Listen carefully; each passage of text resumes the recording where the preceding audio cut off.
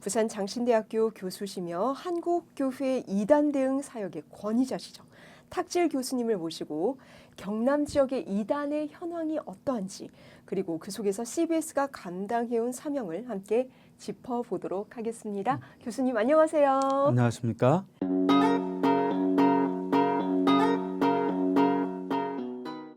네, 감사합니다. 우리 교수님께서는 이단 연구, 그리고 상담, 그리고 교회 교육 사역까지 굉장히 오랜 시간 감당해 오신 걸로 알고 있는데요. 오늘은 우리 이 경남 지역의 이단의 상황, 그리고 교회와 성도를 지키기 위해서 우리 CBS가 앞으로 어떤 역할을 좀 해야 할지 그런 부분에 대해서 함께 나눠보도록 할게요. 먼저 요즘 경남 지역에서도 이단, 특히 신천지 활동이 계속되고 있다는 얘기 많이 듣고 있는데요. 이 교수님께서 보시는 최근 경남 지역의 이단의 현황 어떤지 좀 설명을 부탁드리겠습니다. 그저 뭐 경남 지역으로 한정하기보다는 물론 코로나 이후에 더 심해졌지만은 어떤 이단 활동의 경계는 없는 것 같아요. 해외, 국내 그리고 경남 지역까지 많은 이단들이 동시에 활동을 하고 있는 것으로 보여지는데 그 중에서도 우리 경남 지역에 갖고 있는 취약성은 기독교 선교 초기부터 기독교의 중심으로부터 가장 멀리 떨어졌던 지역이지요. 초기 중심이 평양이었고 이후에는 해방이온 서울이었는데 우리 부산 경남 지역은 어떻게 보면 기독교의 중심으로부터 가장 멀리 떨어진 지역.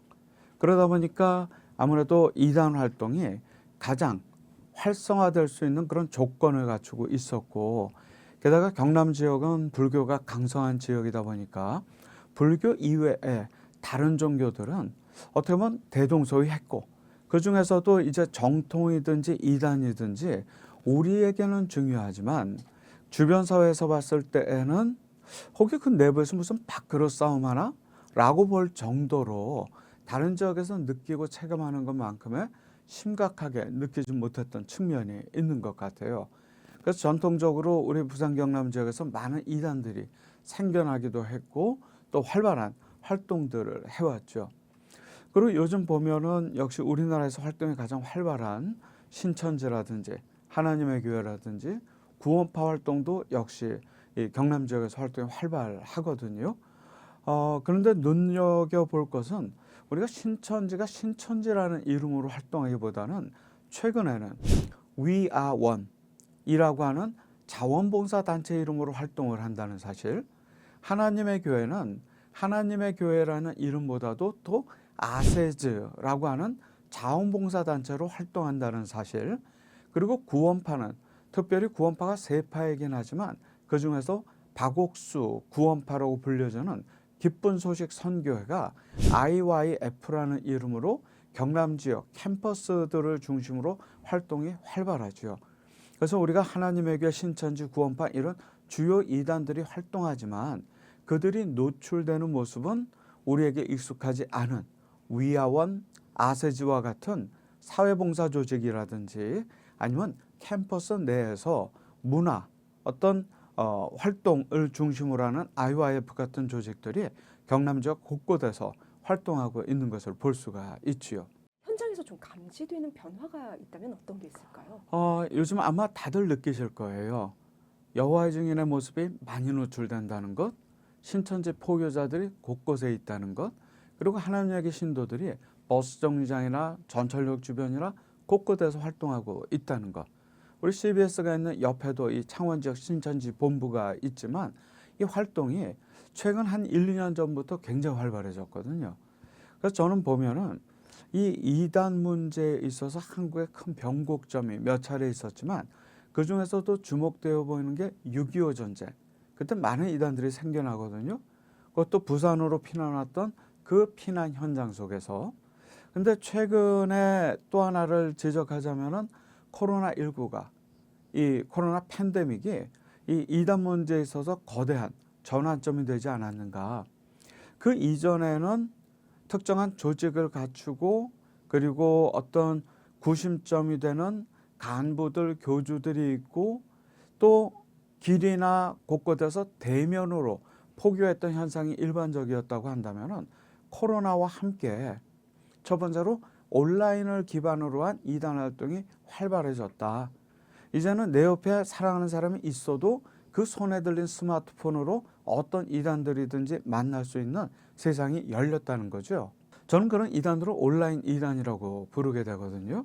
그러니까 이제는 안전지대가 그만큼 줄었고, 두 번째로는 이단들이 우리가 볼 때에는 뭔가 사회적인 역기능을 하면서 무서운 모습으로 다가올 것 같지만, 최근에 이단들을 보면 굉장히 양의 옷을 입고 선한 사마리아인의 어떤 코스프레를 하면서 다가오고 봉사활동으로 접근을 하고 있거든요.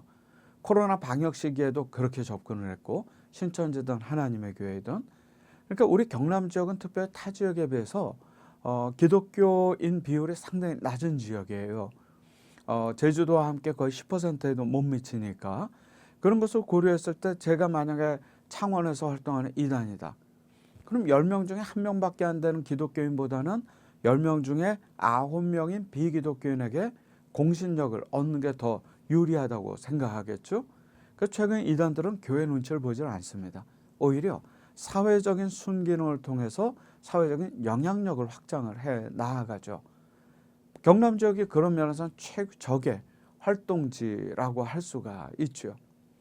이렇게 한편으로는 온라인을 기반으로 활동을 하고, 또 한편으로는 어떤 그 사마리아인 코스프레를 통해 가지고 이렇게 접근성을 높이고 있다고 한다면, 또 하나의 사실은 이제는 우리가 경남 지역만 이단 대처를 한다는 게 불가능할 정도로 이 이단들이 어떻게 보면 굉장히 트렌디해요.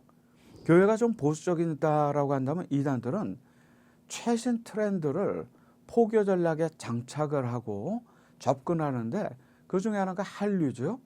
K-푸드, K-뷰티, K-팝, K-댄스, 한국어, 이런 걸 가지고 해외로 진출하고 국내에 와 있는 이주 노동자나 결혼 이민자들에게 접근을 해서 그것을 매개로 해서 접근을 하고 필요한 걸 제공을 하다 보니까 이 이단들의 영향력이 확장이 되어지고 있고, 이러한 코로나 이후에는 이런 포교 트렌드가 굉장히 업그레이드 되었다고 볼 수가 있습니다. 교수님께서 보시기에 지금 우리 성도들을 지키기 위해서 교회가 가장 경계해야 될 지점 뭘까요? 예전에는 이제 이단들의 미혹을 통해서 물리적으로 교인들이 교회를 떠나는 일들이 발생을 했고, 특별히 신천지의 그러한 포교 전략 때문에 교회가 어려움을 겪은 것도 사실이지요. 근데 이제는 코로나와 함께 몸이 떠나는 것도 문제이지만 더 큰 문제는 몸은 교회에 있는데 마음이 떠난 분들이 많거든요. 네. 그러니까 물리적으로는 교회에 앉아서 신앙생활을 하고 있지만은 실질적으로 영향은 유튜브를 통해서 어떻게 보면은 적절치 않거나 비성경적인 말씀에 노출이 되어져 있다든지, 오히려 그게 더 큰 문제라는 생각이 들어요. 그리고 그것과 연관해서 더 큰 문제는 요즘에 본인들이 보는 유튜브의 쇼츠나 뭐 밈이나 뭐 클립 같은 거를 보고, 또 유튜브나 블로그를 보고 그 안에 있는 비성경적인 그리고 비상식적인 내용들이 정말 팩트 체크조차 할 수 없는 내용들이 상당히 많이 있거든요. 근데 그 내용을 본인이 받아들이고 교회를 떠나거나 혹은 그곳에 계좌 입금을 하는 헌금이라는 이 명목으로 하는 일들이 벌어지고 있죠. 더 큰 문제는 혼자만 그러는 게 아니라 그것을 링크를 주변에 보냅니다. 그러니까 기성세대와 다음 세대의 생각하는 차이가 좀 있는 것 같아요. 우리는 신앙을 중심으로 그 컨텐츠가 중요하거든요. 그리고 어떤 형식적인 부분보다는 컨텐츠를 중요하게 생각하는데, 요즘 다음 세대들은, 소위 Z세대들은 컨텐츠도 중요하지만 그 컨텐츠를 담는 그 외형도 중요하거든요. 이단들의 어떤 영상들을 보게 되면 요즘 얘기로 고퀄이에요. 고화질, 고음질. 이 사람의 귀는 한번 올라가면, 눈이 한번 올라가면 절대로 다시 내려오지 않거든요. 그런 흥미로운 컨텐츠를 고퀄리티 영상과 화질을 음질을 가지고 이단들이 다가오고 있거든요. 코로나 이후에 한국의 제일 큰 문제라고 생각하거든요.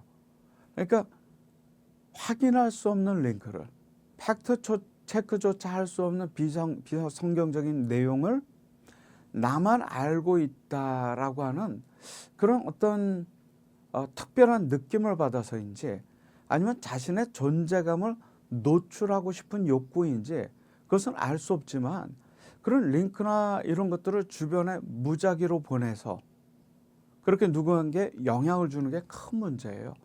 본인은 그걸 호기심에 보낼 수 있죠.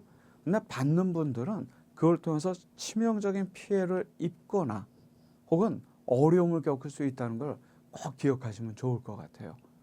아마 우리가 물리적으로도 그렇지만 정신적으로도 우리가 올바른 신앙 안에 있기 위해서는, 최근에는 코로나 이후는 우리가 오히려 이런 온라인 이단을 더 조심할 필요가 있지 않은가라는 생각을 하게 됩니다.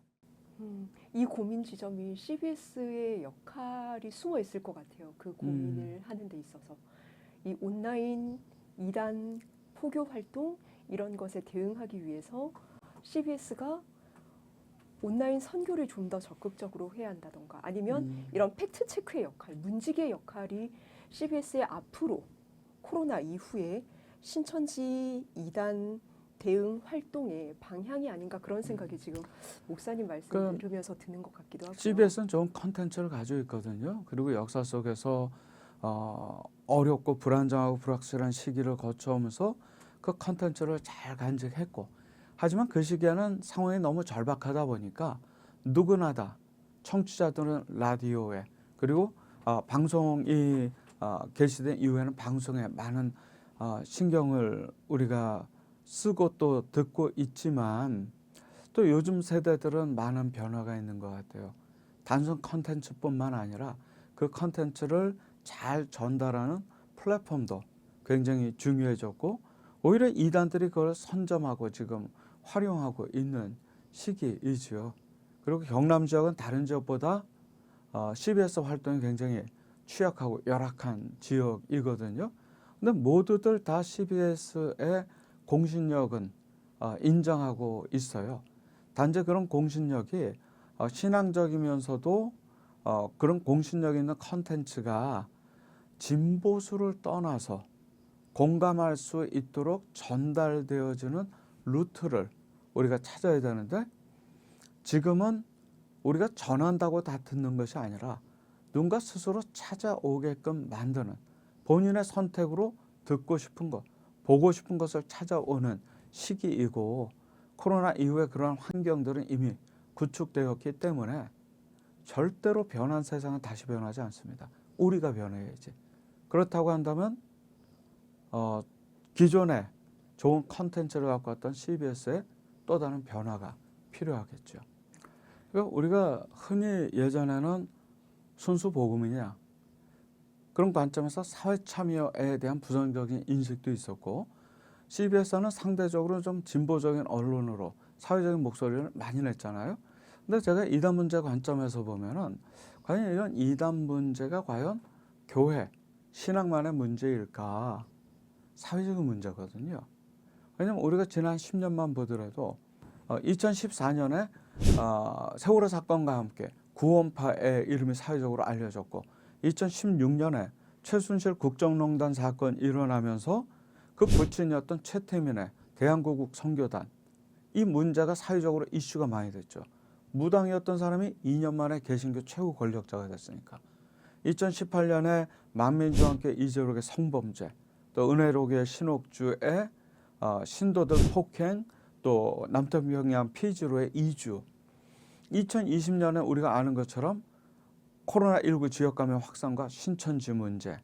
22년에는 한국 이단의 뿌리인 통일교회 빠진 어머니가 한 10억 원 이상의 돈을 가져다 줬고, 그로 인해서 고통받던 일본 청년이 유력 정치인인 아베 신조를 피격해 살해를 하지요. 그 사건. 그리고 이듬해 일어났던 나는 신이다와 JMS. 그리고 작년에 일어났던 기쁜 소식 인천교회 안에서 여고생 사망한 사건과 구원파. 그 그 기쁜 소식 선교회 박옥수 구원파의 설립자인 박옥수의 친딸이죠. 얼마 전에 항소심에서 25년형을 받았으니 얼마나 중범죄예요. 그리고 최근에는 신천지 정치 개입 문제, 또 통일교의 불법 정치자금 문제. 지난 10년 이상만 보더라도요.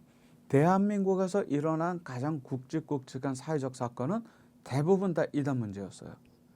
그렇다고 한다면 우리가 아직까지도 이단 문제를 교회만의 문제로 볼 수가 있겠는가? 우리가 맞닥뜨린 현실은 이단 문제는 사회적인 문제다.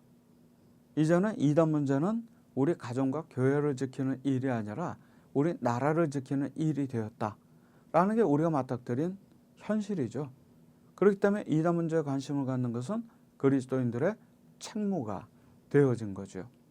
그런 점에서 우리가 CBS의 그동안의 활동들을 볼 때 어떤 방송의 어떤 진보적 측면이나 어떤 사회적 이슈 이런 것들이 물론 조금 우리 경남 지역에서는 과하다라고 느끼는 분들이 있을지 모르지만 이단 문제에 있어만큼은 CBS의 접근이 맞다고 생각을 해요. 특별히 신천지 아웃부터 해서 이단 문제는 발등에 불이 떨어졌을 때가 아니라 예방적인 차원에서의 접근도 우리한테 굉장히 필요하고 이렇게 사회적인 이슈로 사회적 혼란을 야기했던 이단 문제를 볼 때 CBS의 접근은 틀리지 않았다. 그리고 또 하나 제가 생각하는 것 중에 뭐냐면은 세월호 사건부터 시작해서 최근에 이러한 많은 이단 관련 문제들이 생각이 발생을 할 때 일반 언론들, 특별히 종편이라든지 인터넷 언론들이 많이 보도를 해요. 많은 시간을 할애해서. 그래서 명분과 실리를 다 얻습니다. 구독률, 청취율, 그리고 금전적인 도움. 근데 문제는 이 사건이 조금 사그라들기 시작하면 이단 쪽에서 보통 정정 반론 보도를 신청하거든요. 또 그걸 들어줘요. 왜? 그러지 않으면 변호사 비용부터 해서 곤란하니까. 그러면 이단들은 그걸 가지고 법정으로 가져가서 그들에게 유리한 판결을 이끌어내거든요. 근데 적어도 CBS는 정정 보도나 반론 보도를 안 하니까. 제가 그런 생각이 들어요. 이단이 문제인가 아니면 우리들은 망각이 문제인가. 사건은 반복적으로 일어나고 우리는 반복적으로 잊어가고 누군가는 이런 이단 문제를 기록하고 남겨야 될 텐데 그걸 CBS가 해왔다고 한다면 CBS는 필요한 거고 앞으로도 CBS의 역할이 그것이 되어야 되지 않겠는가. 그런 기록을 있는 그대로 남기는 것. 평가는 후대가 하겠지만 그 자체가 중요한 역할이라고 할 수 있겠죠. 이 이단 대응의 중요성에 대해서 한 번만 더 강조를 하면서 인터뷰 마무리하도록 하겠습니다. 저는 이단에 우리가 관심을 갖는 이유는 어떤 심오한 신학적인 문제, 어떤 문제를 떠나서 제일 중요한 문제는 사람이라고 생각해요. 내가 사랑하는 사람. 그 사람이 이단에 빠져서 우리 곁으로부터 떠난다는 것을 생각했을 때 이단 문제가 얼마나 심각한지 우리는 알 수 있거든요.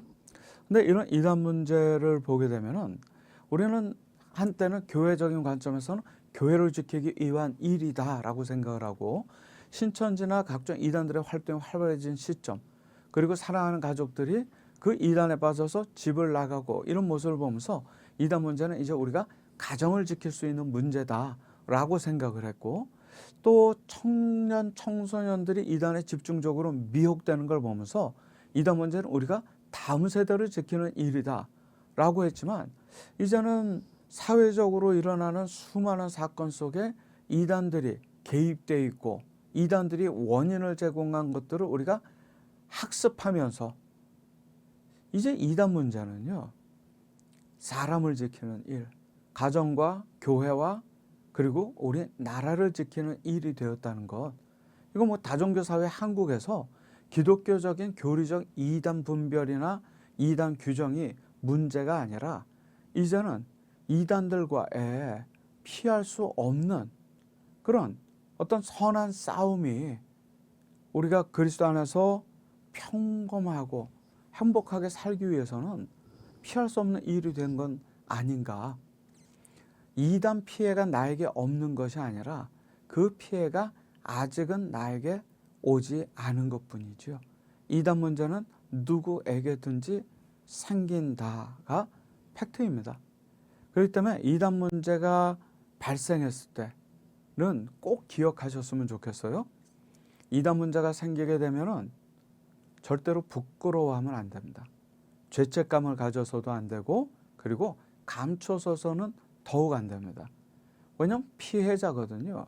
이단 문제는 특징상 피해자가 더 고통받는 문제입니다. 가해자는 눈에 보이지 않거든요.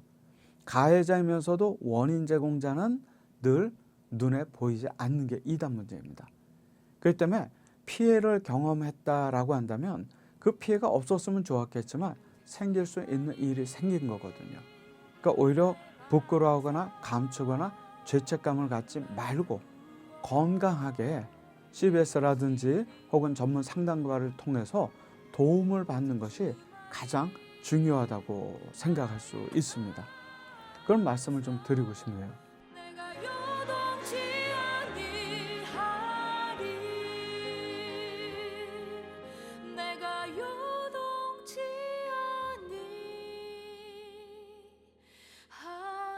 아니하리